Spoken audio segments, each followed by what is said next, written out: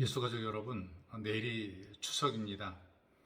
민족 고유의 명절인 추석은 1년 중에 풍요로움과 쉼을 누리는 절기지요. 높아가는 하늘 아래서 오곡이 무르익어가고 먹음직한 햇독식과 햇과일들이 풍성해지는 축제의 계절입니다. 성경적으로 보게 되면 감사의 절기라고 할 수 있죠. 왜냐하면 농사를 짓고 추수라고 하는 수학에 대해서 감사하기 때문에 한국식 추수감사절의 의미가 있다고 볼 수 있습니다.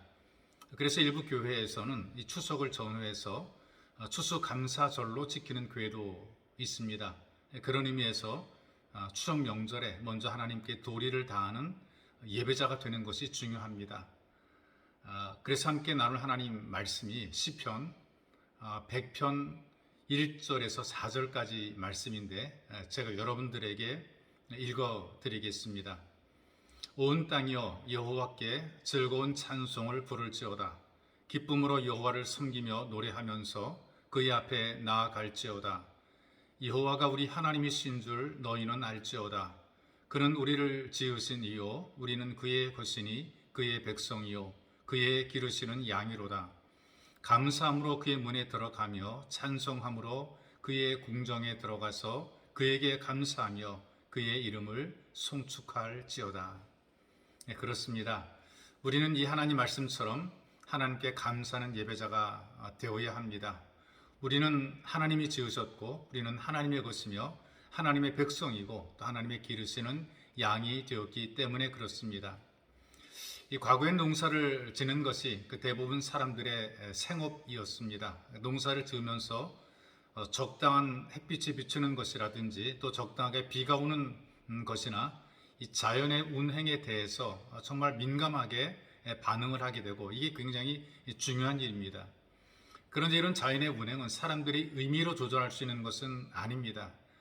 비가 와야 될 때, 비가 오기를 간절히 원해도 비가 오지 않을 때가 있고요. 그리고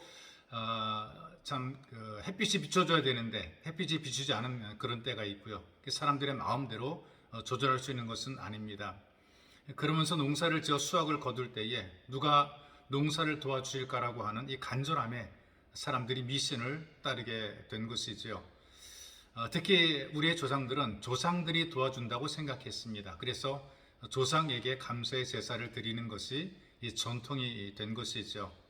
이런 유교적인 영향이 오늘까지 한국인의 생활 습관 가운데 또 문화 가운데에 깊이 물들어 있는 것이 사실입니다. 물론 낳아주고 길러주신 전 부모님들의 은혜를 생각하고 부모를 공경하는 것은 일륜입니다. 그리고 당연한 또 기본적인 도리인 것이죠. 성경에도 부모 공경에 대해서 굉장히 중요하게 가르침을 주고 있습니다. 문제는 뭐냐 하면 이 부모 공경을 일종의 종교와 신앙의 대상으로 삼는 것이 문제가 됩니다. 이를테면 죽은 조상에게 제사를 드림으로써 복을 받을 수 있다고 믿는 것이죠.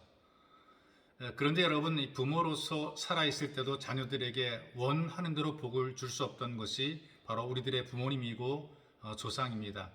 마음 같아서면 해줄 수 있는 복은 다 주고 싶었을 것입니다. 모든 부모의 한결같은 마음이죠. 정말 다 해주고 싶었을 것입니다.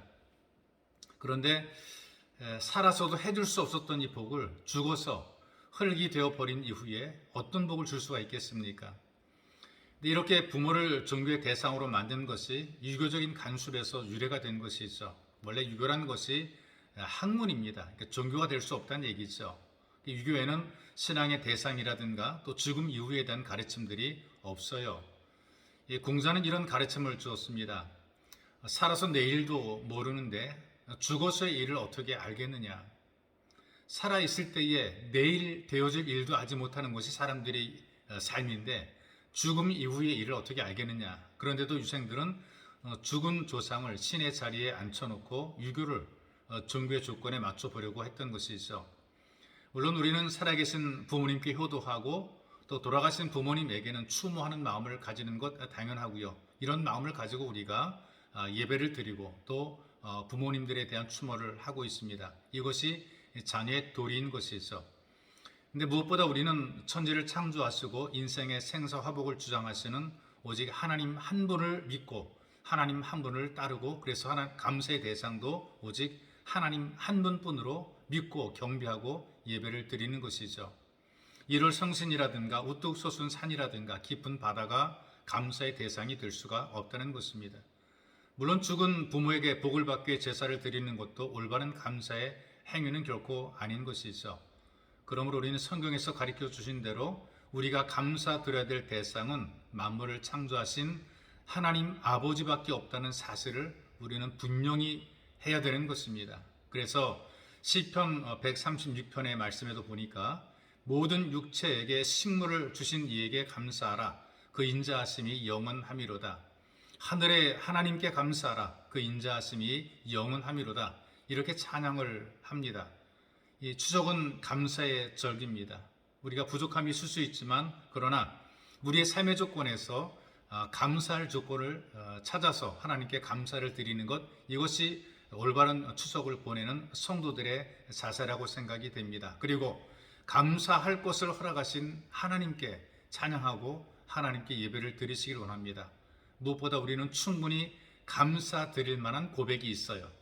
하나님의 자녀로 삼아 주셔서 하나님께 경배 드리는 예배자의 삶을 살게 만들어 주신 것보다 더 귀한 감사는 없습니다. 이 땅에 살아가면서 하나님을 아버지라 부르고 하나님의 자녀로 살아간 이것이 가장 커다란 감사가 되는 것이죠. 모든 만남 속에 그리고 모든 모임 속에 감사가 고백되고 감사가 누려지는 추석이 되시기를 주님의 이름으로 축복합니다. 살아계신 하나님 아버지, 우리가 추석을 맞아 또 추석을 지내면서 이 감사의 마음을 가지고 추석을 맞이하고 추석을 보낼 수 있도록 은혜를 덧입혀 주옵소서. 잃어버린 감사, 잊혀진 감사가 회복이 되는 복 있는 추석 명절이 되게 하시고 가족 간에도 서로가 감사가 고백이 되어지고 감사가 나눠지고 감사함으로 서로 위로와 격려를 주고받는 귀한 명절이 될 수 있도록 은혜를 더하여 주옵소서. 보배로우신 예수님의 이름으로 기도하옵나이다. 아멘.